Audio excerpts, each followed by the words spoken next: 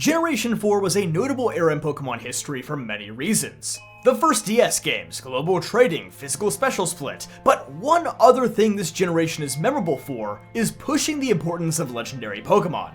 In Gen 1 and Gen 2, they were kinda like hidden boss battles that rewarded you for going out and exploring. Gen 3 gave them more plot significance and went more into detail about their earth-shaping powers, but Gen 4 molded its own religion around them. They became universe-creating gods, each with their own roles to play in the world, like something out of Greek mythology. But one Pokemon from this group notably sticks out like a sore thumb. It didn't create the world, bend time or space, tow the continents, or even quell bad dreams. No, Heatran does none of these things. So why is it even here? Good morning everybody, good morning, it's JPR, and today let's break down the history of Heatran and see what sets it apart from the average Pokemon. Let's begin with a quick overview of Heatran's rather unique characteristics. First of all, it was the first legendary Pokemon introduced that could be either gender. It's not genderless like Mewtwo and most of the other legendaries, or strictly male or female like Latias or Latios. And to this day, the only other legendaries who share this distinction with it are Kubfu and Urshifu, who are a little weird in their own right. Heatran is the only Fire-Steel type Pokemon in the game, even now, 500 plus Pokemon later. Aside from Terapagos, it is the only legendary Pokemon with no relation to any other legendary or mythical Pokemon, as it's not a part of a duo, trio, or quartet of any kind. I mean, even Ogerpon killed 3 other legendaries, so that's a loose connection. Heatran is literally all on its own. It's also one of the few modern legendaries with no alternate forms to speak of. But even if we excluded every single legendary Pokemon outside of the Sinnoh region, even there, Heatran is a little odd. Dialga, Palkia, and Giratina are all part of the Creation Trio beneath Arceus. Uxie, Mesprit, and Azelf all make up the Lake Trio and have significant ties to the main story. Regigigas is a continuation of the Regi group from Gen 3, and even Cresselia is there to tease the connection it has with Darkrai, who was later released as a mythical Pokemon. Heatran is instead just part of its own storyline revolving around Stark Mountain and the remainder of Team Galactic trying to steal the Magma Stone. Oh, that's in Platinum only? In Diamond and Pearl and the remakes, Buck just steals it for no reason and then his grandpa calls him an idiot and then he just puts it back? Oh, okay. That's way less cool, but whatever.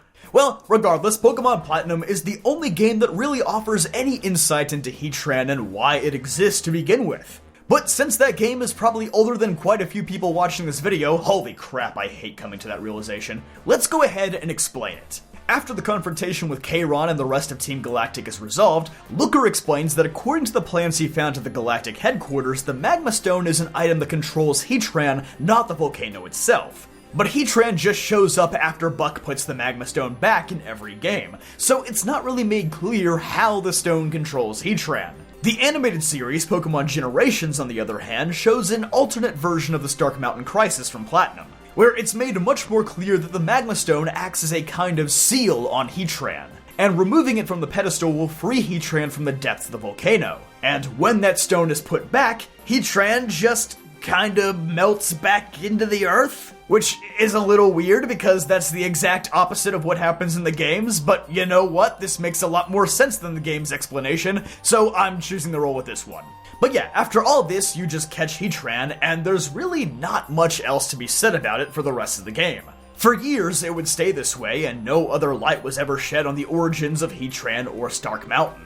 And this is despite multiple different Heatrans making appearances throughout the games. In Black 2 and White 2, a second Magma Stone is very randomly found on Unova Route 18, which unlocks a Heatran battle inside of Reversal Mountain. In the game, Bianca only mentions Heatran being a rare Pokemon that Professor Juniper wants her to study, though she does mention the events at Stark Mountain, implying that there are multiple known members of the Heatran species. In Omega Ruby and Alpha Sapphire, the Scorched Slab was expanded into an actual dungeon with the opportunity to shed more light on Heatran, but we were sadly robbed of that when it ended up just being another lame Hoopa Ring encounter. Even in Pokemon Legends Arceus, only a small tidbit of new information about Heatran is given to us. Where Professor Laventon writes in the Pokedex, stories tell this Pokemon being birthed from the boiling magma within Mount Coronet. Its molten steel body holds many mysteries. Man, so even the games just admit that Heatran is full of unsolved mysteries.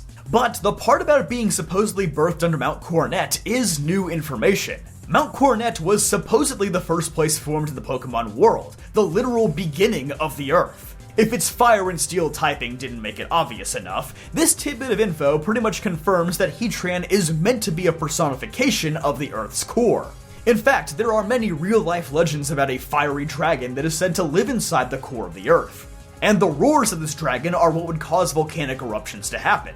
Heatran's Japanese name is even written as Heatran, which may be derived from Doragon, the Japanese spelling of dragon. So congrats Heatran, join Charizard and Milotic over there on the dragon but not really a dragon line. Heatran itself may not have any special godlike powers like the other deities of Sinnoh, but it very well may be one of the first Pokemon to ever roam the Earth, back when everything was a young volcanic wasteland. This may explain why Heatran is more numerous than other legendary Pokemon and how so many of them have existed that it's able to be male or female like any other Pokemon, something that sets it apart from most legendaries. But with all that being said, Heatran does somewhat fit into the theming of Gen 4's legendaries when you think about it. Most of the Sinnoh region's legendary Pokemon have something to do with creation. Whether it's creating the universe, creating emotions, memories, and willpower for people, or creating bodies of rock, steel, and ice. Almost all of them play into this theme. And Heatran is not the exception if it's supposed to represent the creation of the Earth. Not continents, that's Groudon, but the actual beginnings of the planet itself. With that being said, Cresselia would seem like the true outlier of the Gen 4 legendaries, but its Dex entry in Legends Arceus seemingly amends this, as Laventon compares it to the maiden who made the Milky Way, which draws parallels with the Estonian goddess of birds, Lindu, who is said to have created the Milky Way galaxy with her tears. So with that very late amendment in mind, you could say all the Gen 4 legendaries have something to do with creation. Going back to Heatran's Dex entry in Arceus, I would say it's very possible that the very first Heatran from beneath Mount Coronet probably tunneled through the land and settled where Firespit Island is in Legends Arceus.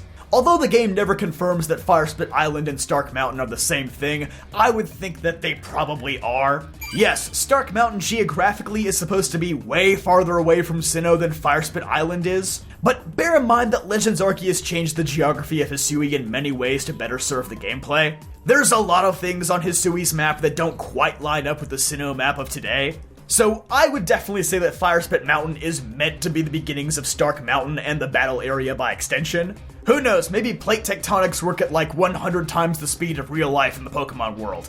Actually, they have Regigigas, so they definitely do. There, problem solved. And then, as more and more Heatrans were born from the boiling magma in the planet's core, they all gradually tunneled up to the surface, creating more volcanoes and places to live around the world. Which explains why Heatran is found in so many different locations. Bear in mind, if you watched my How Rare is Every Legendary Pokemon video from a few years ago, which, a lot of you have, you would already know that it's not uncommon for there to be fairly large populations of legendary Pokemon.